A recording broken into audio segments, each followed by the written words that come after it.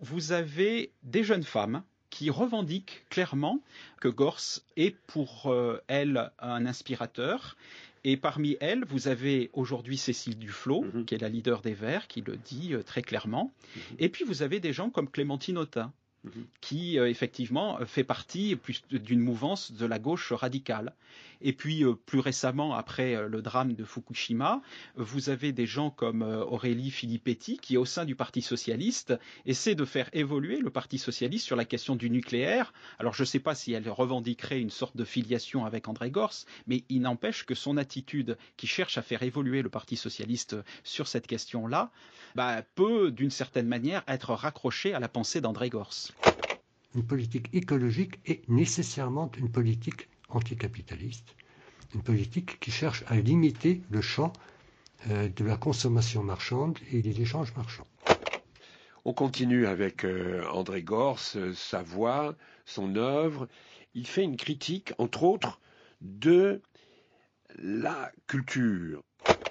Alors, du moment qu'il existe une demande potentielle qui permet de rentabiliser une industrie, par exemple l'industrie des embryons ou le commerce d'organes, en vertu de quoi allons nous y opposer si nous posons que le critère d'évaluation unique et suprême, c'est la rentabilité, l'expansion du commerce, de l'industrie et la création d'emplois. Mais ce n'est pas des comités d'éthique qu'il faut charger de ça. Il faut nous rendre compte que nous vivons dans une civilisation qui a détruit la culture, qui l'a détruit par la spécialisation de tout et de n'importe quoi, la technicisation de tout et de n'importe quoi et l'évaluation de tout en fonction de critères économiques.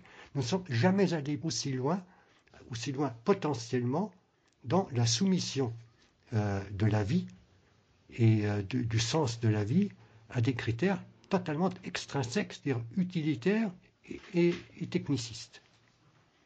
Donc ce ne sont pas des comités d'éthique qui vont nous sortir de l'auberge, parce que quel est le pouvoir d'un comité d'éthique? Il est nul.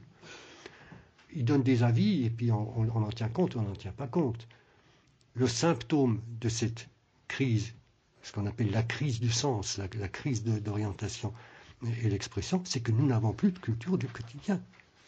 C'est que les gens ne sont plus chez eux dans leur vie, ils ne sont plus chez eux dans le monde qu'ils habitent, qui ne sont plus chez eux dans leur travail, ils ne sont chez eux nulle part. Et contre cela, le mouvement écologiste est une des principales formes de rébellion. Le mouvement écologiste est avant tout un mouvement des gens pour se réapproprier leur vie et leur milieu de vie et pouvoir le soumettre à leurs propres décisions, à s'en rendre maître de nouveau. Dans notre quotidien aujourd'hui, nous produisons rien de ce que nous consommons et nous ne consommons rien de ce que nous produisons. Donc l'individu producteur-travailleur et l'individu consommateur sont complètement séparés et il n'y a plus d'unité de la personne.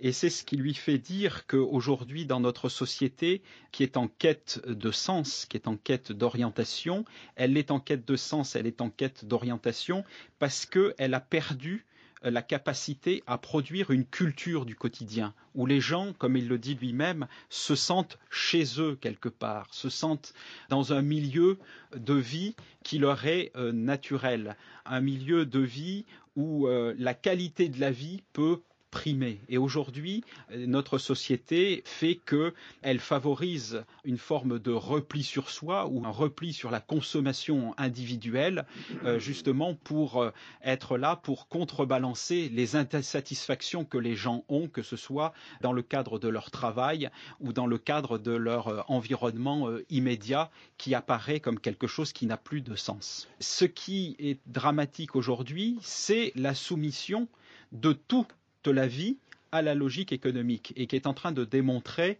l'impasse dans laquelle nous sommes rentrés et que si nous ne changeons pas complètement de logique, de façon radicale, eh bien, effectivement, le capitalisme débouchera sur une forme de barbarie.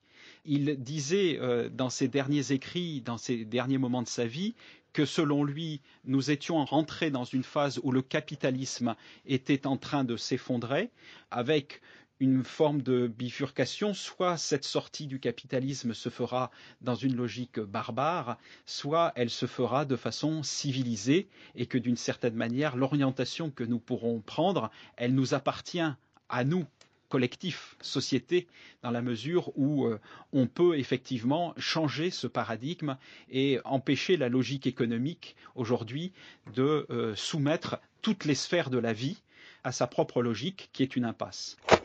Une politique écologique est nécessairement une politique anticapitaliste.